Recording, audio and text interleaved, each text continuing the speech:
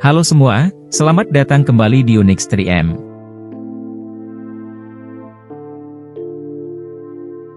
Tidak ada yang meragukan bahwa jika dilihat dari luar, Jepang seperti negara yang berdiri tanpa celah. Negara ini memiliki rekor ekonomi terbesar ketiga di dunia dengan beragam perusahaan yang terkenal, kota-kota yang aman, populasi yang sehat, masyarakat yang disiplin, serta teknologi canggih yang mengisi hampir semua tempat dan ruang.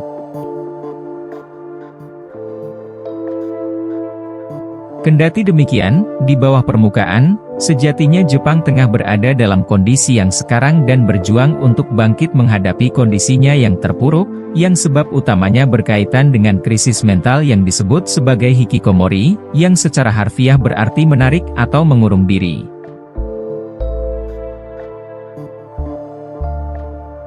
Istilah hikikomori merujuk pada fenomena di kalangan remaja atau dewasa muda Jepang yang menarik dan mengasingkan diri dari kehidupan sosial.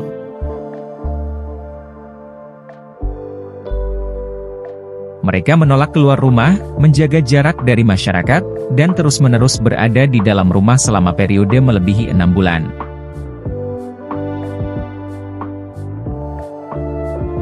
Alasan umum yang digunakan banyak orang untuk isolasi sosial ini adalah kehilangan pekerjaan, sakit, pensiun, hubungan yang tidak baik dengan orang lain, dan penyebab lainnya seperti nilai akademik dan sistem pendidikan di Jepang yang memicu stres dan depresi.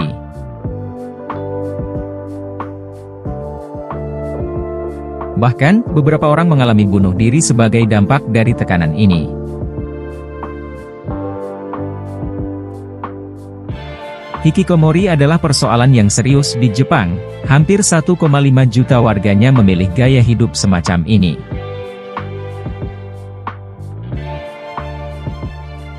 Beberapa dari mereka hanya keluar untuk sekadar membeli makanan, sementara yang lain bahkan tidak pernah meninggalkan kamar tidurnya.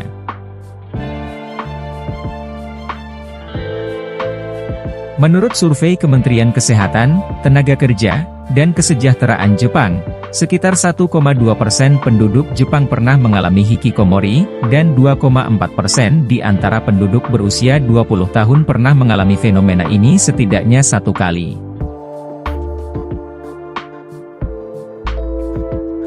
Umumnya, fenomena hikikomori didominasi oleh laki-laki dengan rentang usia antara 15 hingga 25 tahun, tetapi belakangan ini terdapat kecenderungan bahwa anak-anak juga mulai menampakkan gejala hikikomori yang mengkhawatirkan.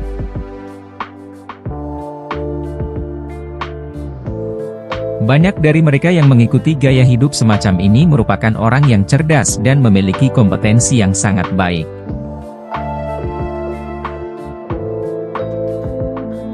Celakanya, jika banyak orang cerdas itu tidak bersedia berbaur dengan masyarakat, hal tersebut akan sangat berpengaruh bagi masa depan ekonomi Jepang.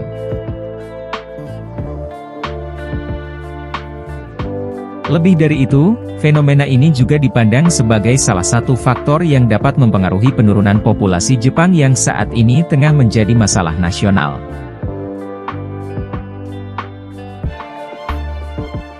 Kelahiran di Jepang telah jatuh ke rekor terendahnya hingga turun di bawah 800.000 kelahiran. Kondisi ini menjadi kekhawatiran para pejabat Jepang mengingat kemungkinan besar dapat memicu penurunan populasi yang lebih parah di negara yang usia rata-ratanya adalah 49 tahun.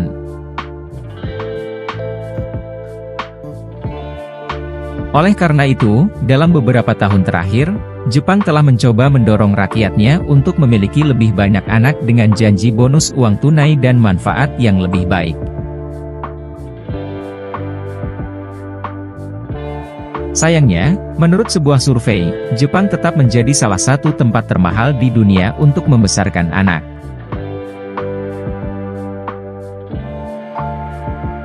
Hikikomori yang bertindak seperti wabah di negeri Jepang tidaklah muncul begitu saja.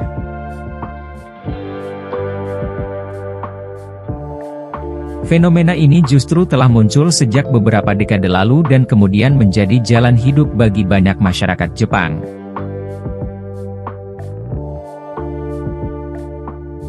Semuanya bermula pada tanggal 15 Agustus tahun 1945, ketika Jepang menyerah tanpa syarat pada sekutu, dan pada tanggal 2 September tahun 1945, ketika Jepang menyetujui perjanjian resmi untuk mengakhiri perang.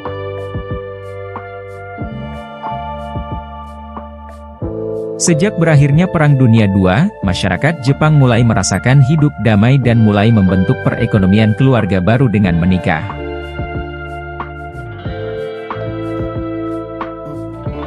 Kala itu, Jepang mengalami peningkatan jumlah kelahiran yang dikenal dengan istilah baby boom pertama, atau dalam bahasa Jepang disebut sebagai Yono Shidai, yang berlangsung selama tahun 1947 hingga tahun 1949.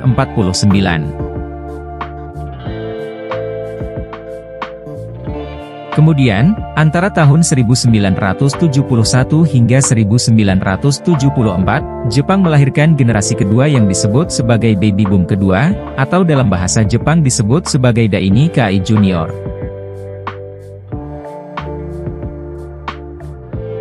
Umumnya, masyarakat yang lahir pada tahun baby boom pertama dan baby boom kedua memiliki kehidupan yang sangat mapan.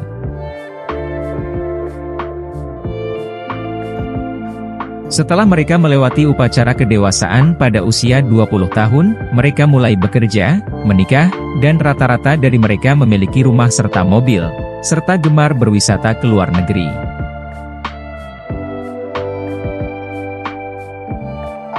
Hanya saja, angka kelahiran dari baby boom pertama mengalami penurunan, yaitu hanya sebesar 2.696.630 jiwa, dan baby boom kedua hanya melahirkan sekitar 2.091.983 jiwa.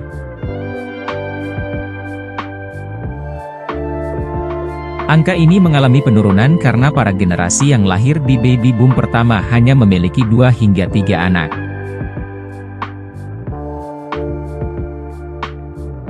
Fenomena berkurangnya jumlah kelahiran baby boom kedua dibandingkan baby boom pertama membuat pemerintah Jepang sadar akan ancaman dari kekurangan tenaga dan sumber daya manusia.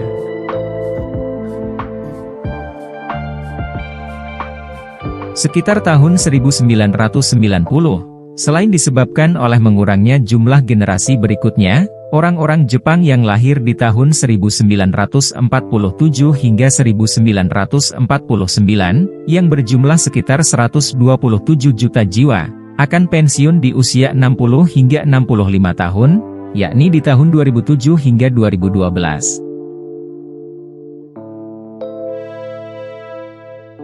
Sedangkan orang-orang yang lahir di tahun 1971 hingga 1974, yang berjumlah sekitar 116 juta jiwa, akan pensiun di tahun 2031 hingga tahun 2036.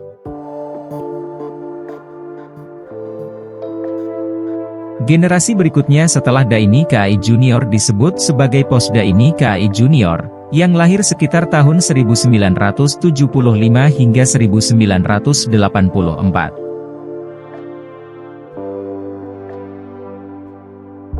Masyarakat Jepang yang lahir pada tahun itu banyak yang mengalami perubahan pandangan terhadap masa depan dan semangat kerja di perusahaan mereka.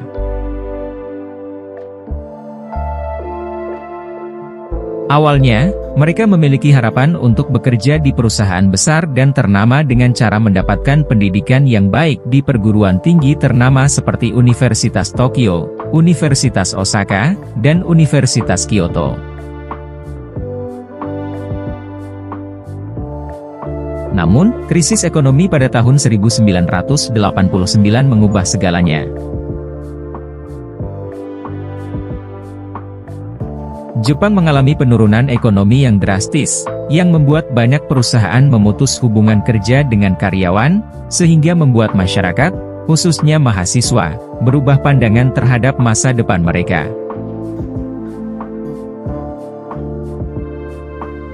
Generasi ini dikenal sebagai generasi yang hilang atau lost generation.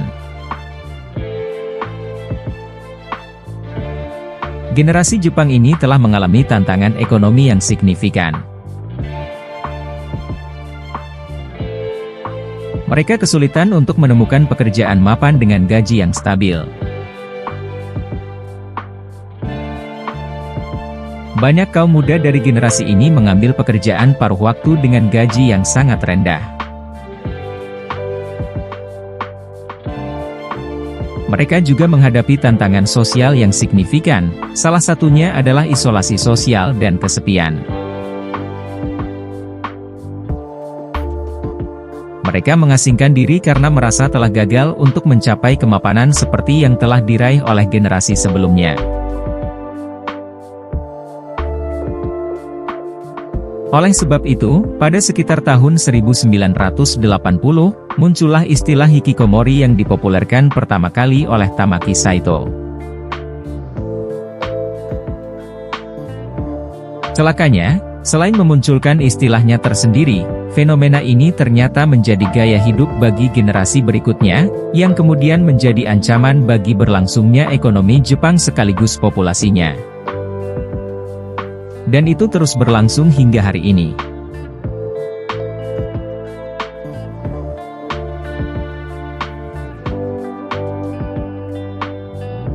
Terima kasih telah menonton, jangan lupa like, komen dan subscribe Unix 3M ya.